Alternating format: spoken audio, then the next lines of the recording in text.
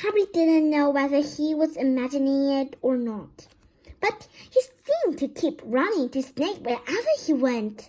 At times, he even wondered whether Snape was following him, trying to catch him on his own. Potions lessons were turning into a sort of weekly torture. Snape was so horrible to Harry. Could Snape possibly know they'd found out about the Sorcerer's Stone? Harry didn't see how he could, yet he sometimes had the horrible feeling that Snape could read minds. Harry knew when they wished him good luck outside the changing rooms next afternoon that Ron and Hermione were wondering whether they'd ever see him alive again. This wasn't what you'd call comforting. Harry hardly heard a word of Wood's pep talk as he pulled on his Quidditch robes and picked up his Nimbus 2000. Ron and Hermione, meanwhile, had found a place in the stand next to Neville, who couldn't understand why they looked so green and worried, or why they had both brought their wands to the match. Little did Harry know that Ron and Hermione had been secretly practicing the Leglocker curse. They got the idea from Malfoy using it on Neville, and were ready to use it on Snape if he showed any sign of wanting to hurt Harry. Now don't forget it's Logmortal Mortis, Hermione muttered as Ron slipped his wand up his sleeve. I know, Ron snapped. Don't nag. Back in the changing room, Wood had taken Harry aside.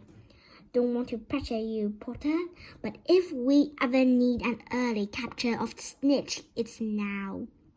Finish the game before Snape can fever Hufflepuff too much. The whole school's out there, said Fred Weasley, peering out the door. Even blimey, Dumbledore's come to watch. Harry's heart did a somersault. Dumbledore? He said, dashing to the door to make sure. Fred was right.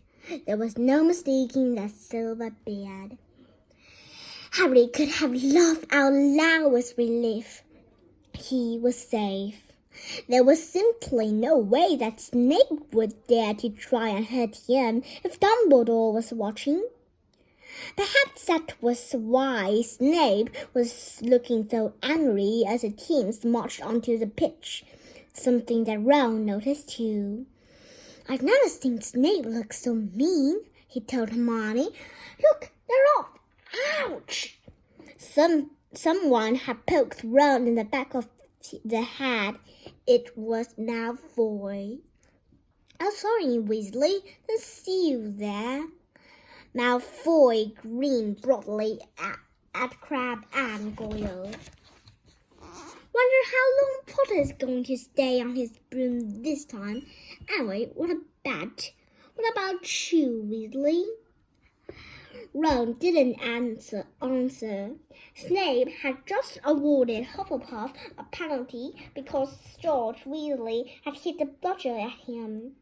Hermione, who had all her fingers crossed in her lap, was squinting fixedly at Harry, who was circling the game like a hawk, looking for the snitch. You know how I think they choose people for the Gryffindor team, said Malfoy loudly. A few minutes later, as Snape awarded Hufflepuff another penalty for no reason at all. It's people they feel sorry for. See, there's Potter, who's got no parents. Then there's the Weasleys, who've got no money. You should be on Team Longbottom. You've got no brains. Neville went bright red, but turned in his seat to face Malfoy. I'm worth 12 of you, Malfoy, he stammered. Malfoy, Crabbe, and Goyle howled with laughter, but Ron, still not daring to take his eyes from the game, said, You tell him, Neville.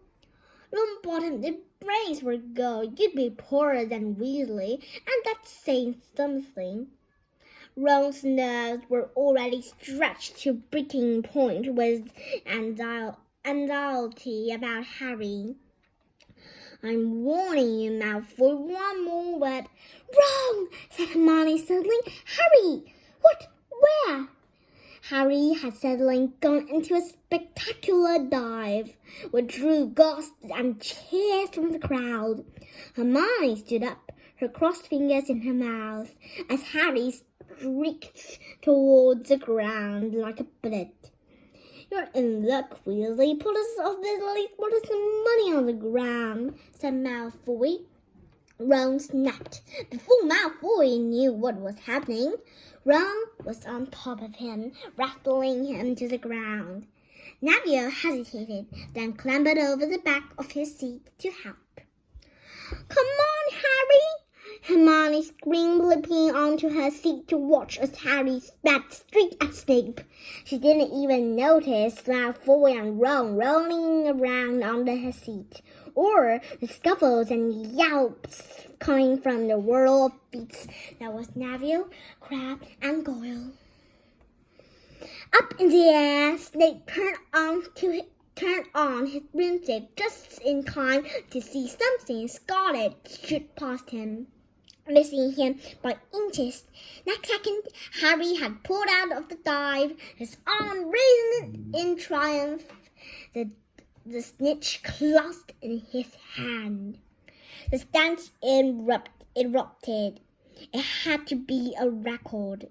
No one could ever remember the snitch being caught so quickly.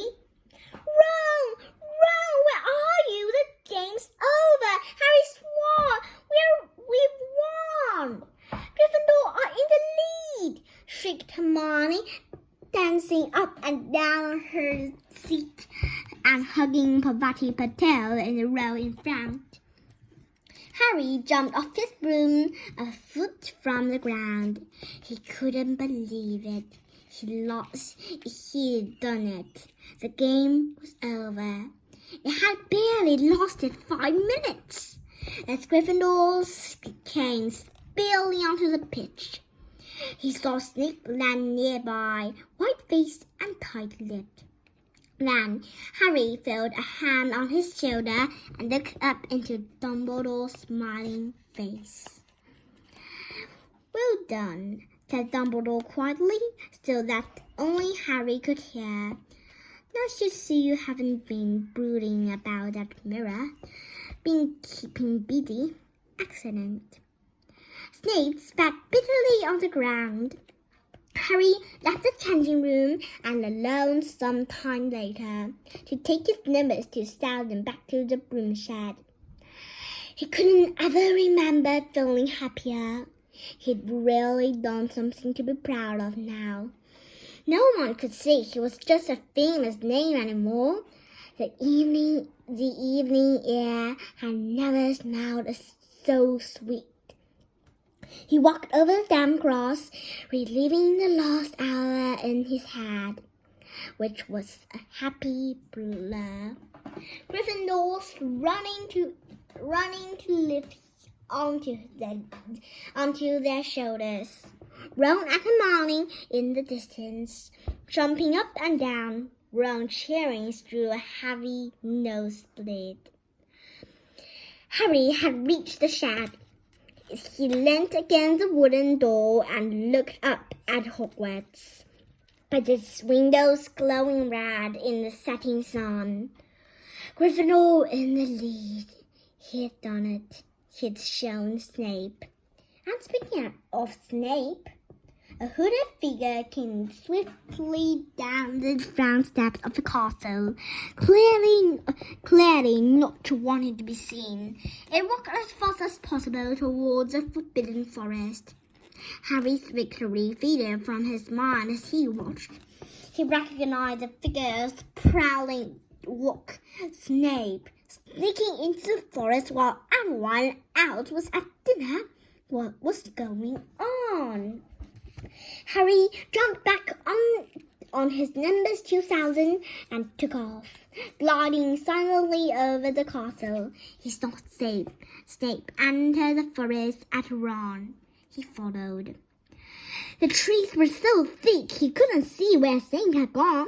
He flew in circles lower and lower, brushing the top branches of trees until he heard voices.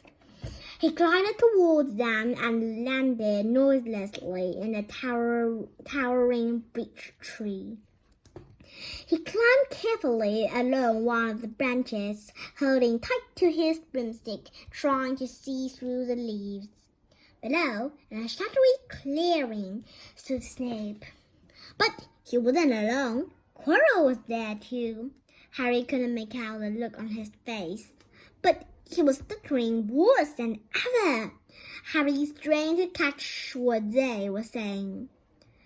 Don't know why you wanted to meet here of all places, Severus. Oh, I thought we'd keep this private, said Snape, his voice icy. Students aren't supposed to know about the Sorcerer's Stone after all. Harry leaned forward. Quirrell was mumbling something. Snape interrupted him. Have you found out how to get past that beast of Hagrid yet? But Severus, You don't want me as your enemy, Quirrell, said Snape, taking a step towards him. I don't know what you know perfectly well what I mean. An owl hooted loudly and Harry nearly fell out of the tree. He steadied himself in time to hear Snape say, Your little bit of hocus pocus. I'm waiting. But I don't. Very well, Snape cut in. We'll have another little chat soon, when you've had time to think things over and decided where your loyalties lie. He threw his cloak over his head and strode out of the clearing. It was almost dark now, but Harry could see Quirrell standing quite still as though he was petrified. Harry, where have you been? Hermione squeaked. We won! You won! We won! Shouted Ron, thumping Harry on the back. And I didn't up for a black eye, and Neville tried to take on Crabbe and Goyle single-handed. He's still out cold, but Madame Pomfrey says he'll be all right. Talk about showing slithering. Everyone's waiting for you in the common room. We're having a party. Fred and George stole some cakes and stuff from the kitchens. Never mind that now, said Harry breathlessly. Let's find an empty room. You wait till you hear this. He made sure peas weren't inside before shutting the door behind them. Then he told them what he'd seen and heard. So we were right. It is a Sorcerer's Stone. And Snape's trying to force Quirrell to help him get it. He asked if he knew how to get past Fluffy, and he said something about Quirrell's hocus pocus. I reckon there are other things guarding the stone apart from Fluffy. Loads of enchantments, probably, but Quirrell would have done some anti-dark art spell which Snape needs to break through. So you mean the stones only save as long as Quirrell stands up to Snape? Said Hermione in alarm. It'll be gone by next Tuesday, said Ron.